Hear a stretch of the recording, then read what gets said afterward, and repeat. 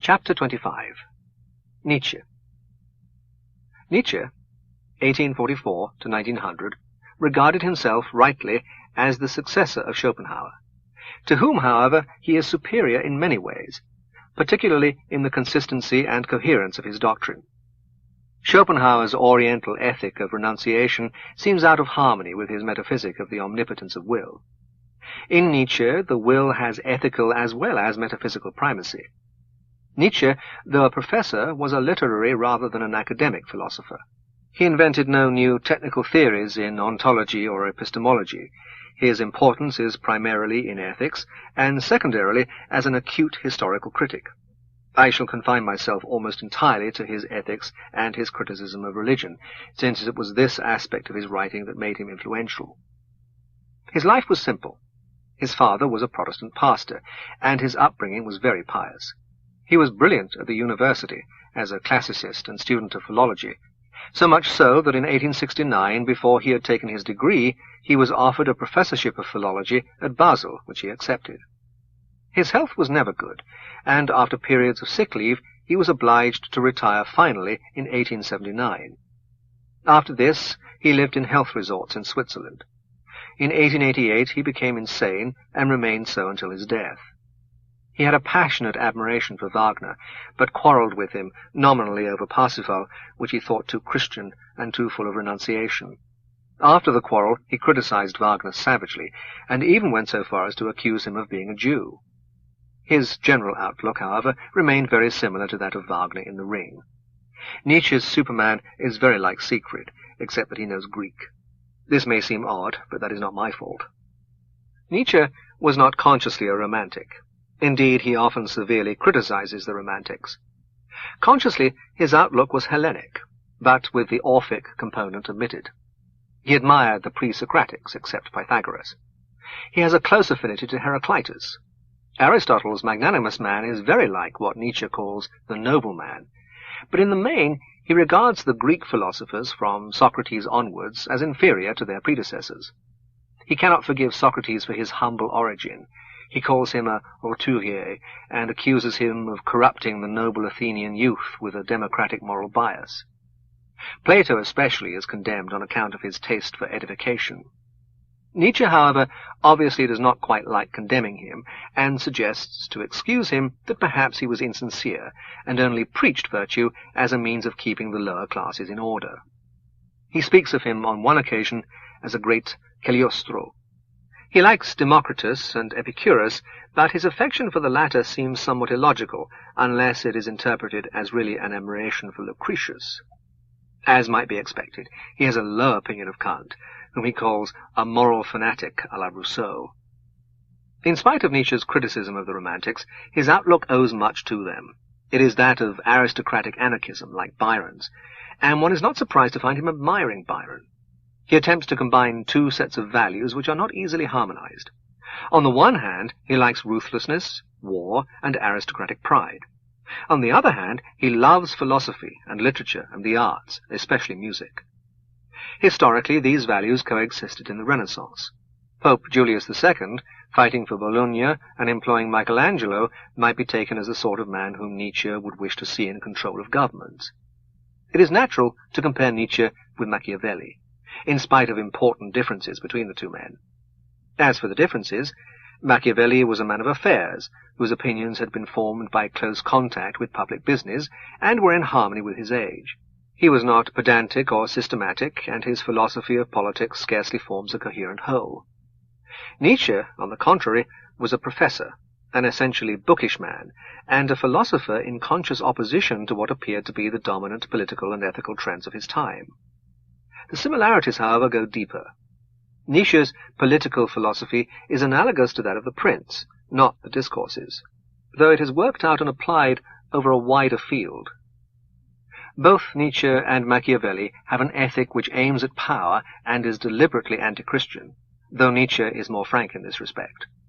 What Caesar Borgia was to Machiavelli, Napoleon was to Nietzsche, a great man defeated by petty opponents. Nietzsche's criticism of religions and philosophies is dominated entirely by ethical motives. He admires certain qualities which he believes, perhaps rightly, to be only possible for an aristocratic minority. The majority, in his opinion, should be only means to the excellence of the few, and should not be regarded as having any independent claim to happiness or well-being. He alludes habitually to ordinary human beings as the bungled and botched, and sees no objection to their suffering if it is necessary for the production of a great man. Thus, the whole importance of the period from 1789 to 1815 is summed up in Napoleon. The revolution made Napoleon possible. That is its justification. We ought to desire the anarchical collapse of the whole of our civilization if such a reward were to be its result. Napoleon made nationalism possible. That is the latter's excuse. Almost all of the higher hopes of this century, he says, are due to Napoleon. He is fond of expressing himself paradoxically, and with a view to shocking conventional readers. He does this by employing the words good and evil with their ordinary connotations, and then saying that he prefers evil to good.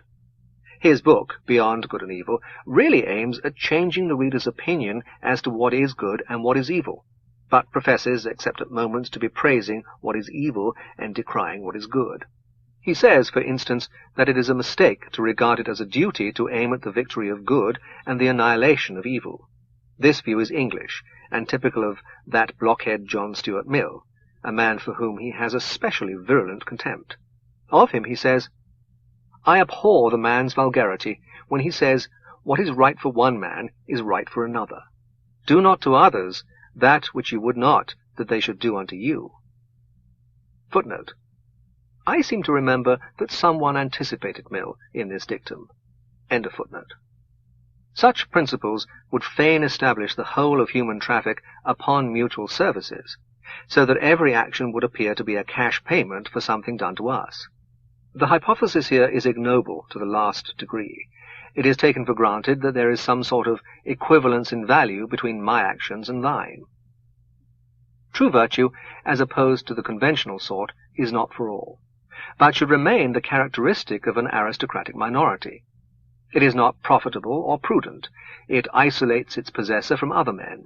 It is hostile to order and does harm to inferiors. It is necessary for higher men to make war upon the masses and resist the democratic tendencies of the age. For in all directions, mediocre people are joining hands to make themselves masters. Everything that pampers, that softens, and that brings the people or woman to the front operates in favor of universal suffrage, that is to say, the dominion of inferior men. The seducer was Rousseau, who made woman interesting. Then came Harriet Beecher Stowe and the slaves, then the socialists with their championship of workmen and the poor. All these are to be combated. Nietzsche's ethic is not one of self-indulgence in any ordinary sense. He believes in Spartan discipline and the capacity to endure as well as inflict pain for important ends. He admires strength of will above all things.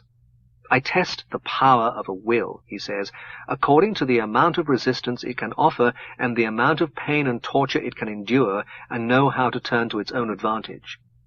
I do not point to the evil and pain of existence with the finger of reproach, but rather entertain the hope that life may one day become more evil and more full of suffering than it has ever been. He regards compassion as a weakness to be combated. The object is to attain that enormous energy of greatness which can model the man of the future by means of discipline, and also by means of the annihilation of millions of the bungled and botched, and which can yet avoid going to ruin at the sight of the suffering created thereby, the like of which has never been seen before. He prophesied with a certain glee an era of great wars. One wonders whether he would have been happy if he had lived to see the fulfillment of his prophecy.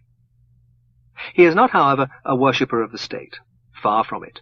He is a passionate individualist, a believer in the hero. The misery of a whole nation, he says, is of less importance than the suffering of a great individual. The misfortunes of all these small folk do not together constitute a sum total, except in the feelings of mighty men. Nietzsche is not a nationalist, and shows no excessive admiration for Germany.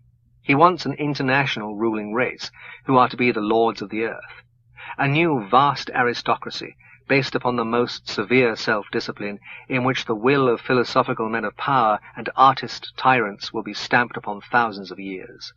He is also not definitely anti-Semitic, though he thinks Germany contains as many Jews as it can assimilate and ought not to permit any further influx of Jews. He dislikes the New Testament, but not the Old, of which he speaks in terms of the highest admiration. In justice to Nietzsche, it must be emphasized that many modern developments which have a certain connection with his general ethical outlook are contrary to his clearly expressed opinions.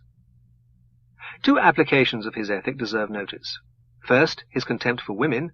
Second, his bitter critique of Christianity. He is never tired of inveighing against women. In his pseudo-prophetical book, Thus Spake Zarathustra, he says that women are not as yet capable of friendship. They are still cats, or birds, or at best cows. Man shall be trained for war, and woman for the recreation of the warrior. All else is folly. The recreation of the warrior is to be of a peculiar sort, if one may trust his most emphatic aphorism on this subject. Thou goest to woman, do not forget thy whip. He is not always quite so fierce, though always equally contemptuous. In The Will to Power he says, "We take pleasure in woman as in a perhaps daintier, more delicate and more ethereal kind of creature. What a treat it is to meet creatures who have only dancing and nonsense and finery in their minds. They have always been the delight of every tense and profound male soul." However, even these graces are only to be found in women so long as they are kept in order by manly men. As soon as they achieve any independence, they become intolerable. Woman has so much cause for shame. In woman there is so much pedantry, superficiality, schoolmasterliness, petty presumption, unbridledness, and indiscretion concealed, which has really been best restrained and dominated hitherto by the fear of man. So he says in Beyond Good and Evil, where he adds that we should think of woman as property, as Orientals do. The whole of his abuse of women is offered as self-evident truth. It is not backed up by evidence from history or from his own experience, which, so far as women were concerned, was almost confined to his sister. Nietzsche's objection to Christianity is that it caused acceptance of what he calls slave morality. It is curious to observe the contrast between his arguments and those of the French philosophes who preceded the Revolution. They argued that Christian dogmas are untrue, that Christianity teaches submission to what is deemed to be the will of God, whereas self-respecting human beings should not bow before any higher power, and that the Christian churches have become the allies of tyrants, and are helping the enemies of democracy to deny liberty and continue to grind the faces of the poor. Nietzsche is not interested in the metaphysical truth of either Christianity or any other religion. Being convinced that no religion is really true, he judges all religions entirely by their social effects. He agrees with the philosophe in objecting to submission to the supposed will of God, but he would substitute for it the will of earthly artist tyrants. Submission is right, except for these supermen, but not submission to the Christian God. As for the Christian churches being allies of tyrants and enemies of democracy, that, he says, is the very reverse of the truth. The French Revolution and socialism are, according to him, essentially identical in spirit with Christianity. To all alike he is opposed, and for the same reason, that he will not treat all men as equal in any respect whatever. Buddhism and Christianity, he says, are both nihilistic religions, in the sense that they deny any ultimate difference of value between one man and another. But Buddhism is much the less objectionable of the two. Christianity is degenerative, full of decaying and excremental elements.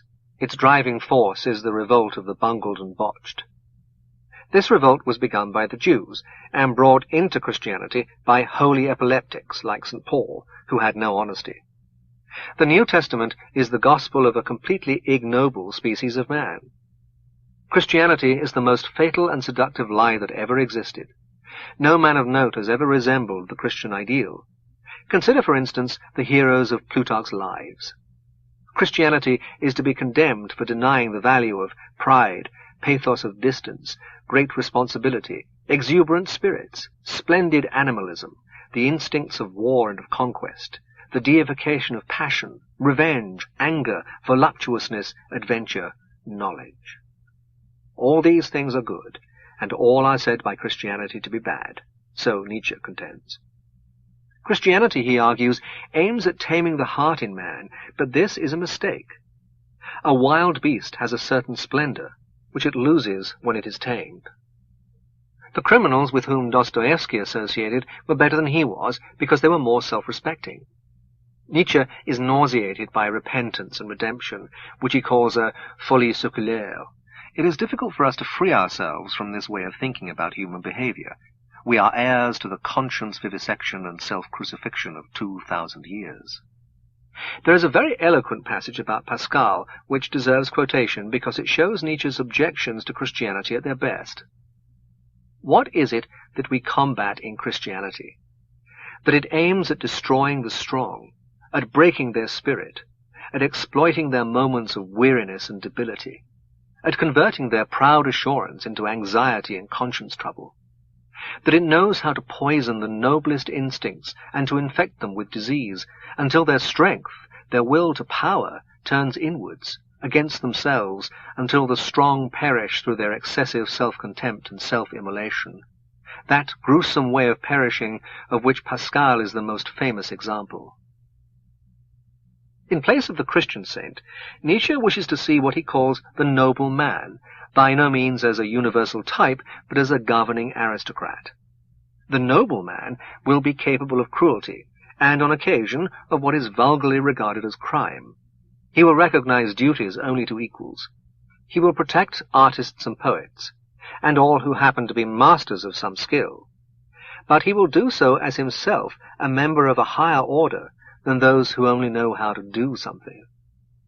From the example of warriors, he will learn to associate death with the interests for which he is fighting, to sacrifice numbers and take his cause sufficiently seriously not to spare men, to practice inexorable discipline, and to allow himself violence and cunning in war. He will recognize the part played by cruelty in aristocratic excellence. Almost everything that we call higher culture is based upon the spiritualizing and intensifying of cruelty.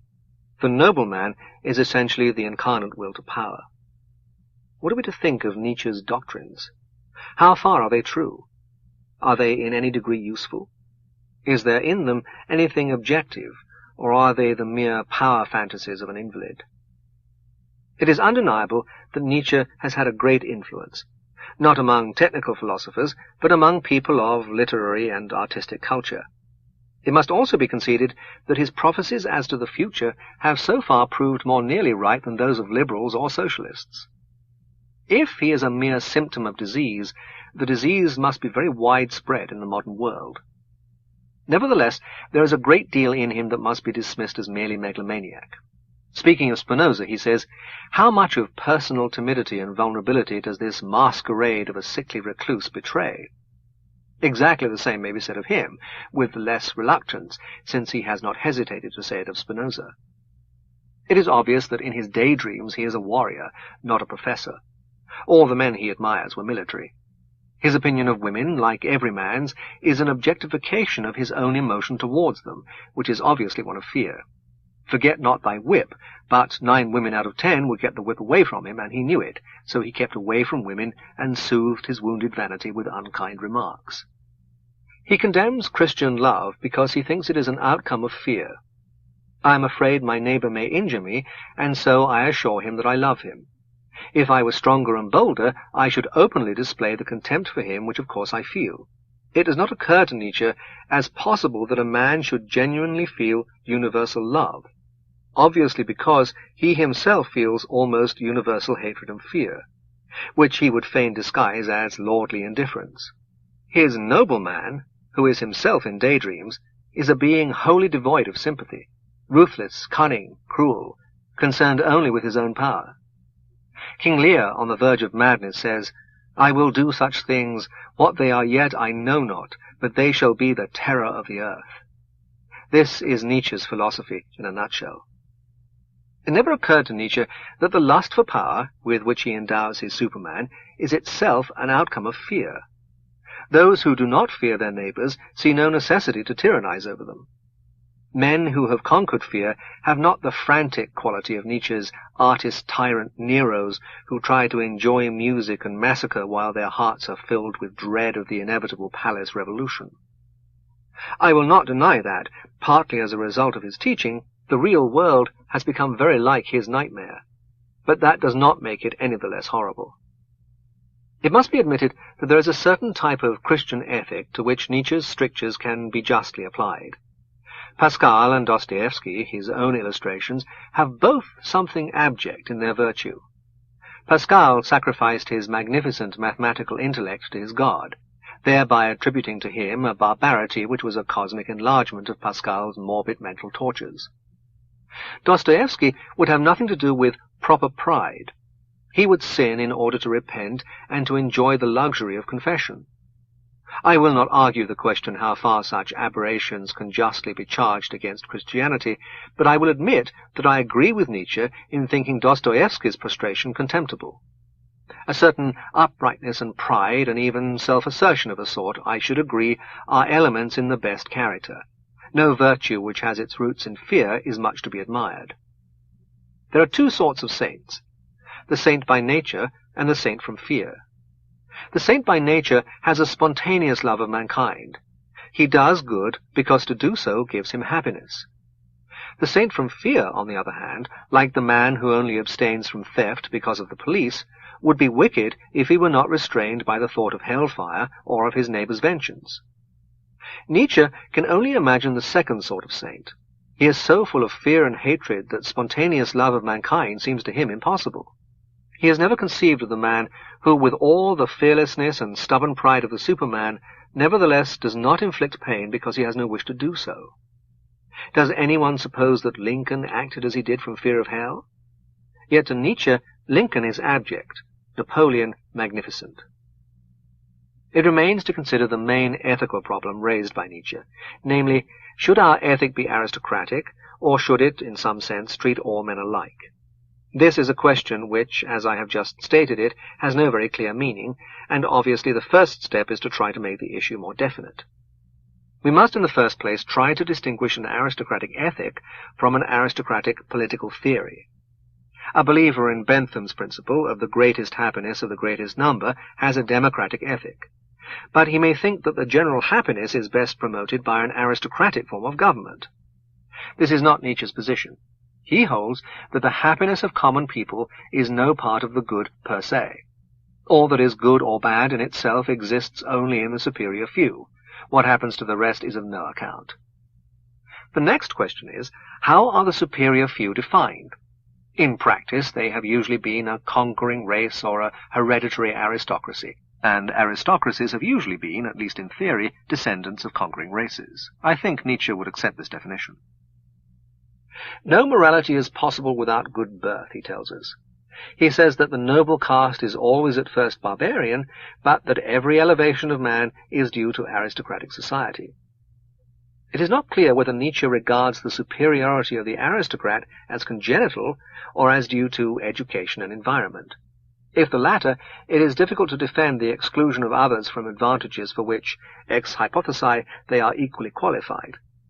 I shall therefore assume that he regards conquering aristocracies and their descendants as biologically superior to their subjects, as men are superior to domestic animals, though in a lesser degree.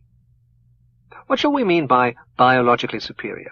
We shall mean, when interpreting Nietzsche, that individuals of the superior race and their descendants are more likely to be noble in Nietzsche's sense. They will have more strength of will, more courage, more impulse towards power, less sympathy, less fear, and less gentleness. We can now state Nietzsche's ethic. I think what follows is a fair analysis of it. Victors in war, and their descendants, are usually biologically superior to the vanquished. It is therefore desirable that they should hold all the power, and should manage affairs exclusively in their own interests.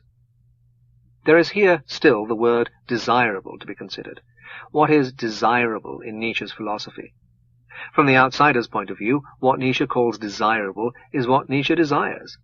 With this interpretation, Nietzsche's doctrine might be stated more simply and honestly in the one sentence: I wish I had lived in the Athens of Pericles or the Florence of the Medici. But this is not a philosophy. It is a biographical fact about a certain individual. The word desirable is not synonymous with desired by me. It has some claim, however shadowy, to legislative universality. A theist may say that what is desirable is what God desires. But Nietzsche cannot say this. He could say that he knows what is good by an ethical intuition, But he will not say this because it sounds too Kantian. What he can say, as an expansion of the word desirable, is this: if men will read my works, a certain percentage of them will come to share my desires as regards the organization of society. These men, inspired by the energy and determination which my philosophy will give them, can preserve and restore aristocracy, with themselves as aristocrats, or, like me, sycophants of aristocracy. In this way they will achieve a fuller life than they can have as servants of the people. There is another element in Nietzsche which is closely akin to the objection urged by rugged individualists against trade unions. In a fight of all against all, the victor is likely to possess certain qualities which Nietzsche admires, such as courage, resourcefulness, and strength of will. But if the men who do not possess these aristocratic qualities, who are the vast majority, band themselves together, they may win in spite of their individual inferiority. In this fight of the collective canaille against the aristocrats, Christianity is the ideological front, as the French Revolution was the fighting front. We ought therefore to oppose every kind of union among the individually feeble, for fear lest their combined power should outweigh that of the individually strong. On the other hand, we ought to promote union among the tough and virile elements of the population. The first step towards the creation of such a union is the preaching of Nietzsche's philosophy. It will be seen that it is not easy to preserve the distinction between ethics and politics. Suppose we wish, as I certainly do, to find arguments against Nietzsche's ethics and politics. What arguments can we find? There are weighty practical arguments, showing that the attempt to secure his ends will in fact secure something quite different. Aristocracies of birth are nowadays discredited. The only practicable form of aristocracy is an organization like the Fascist or the Nazi Party. Such an organization rouses opposition and is likely to be defeated in war, but if it is not defeated, it must before long become nothing but a police state, where the rulers live in terror of assassination and the heroes are in concentration camps.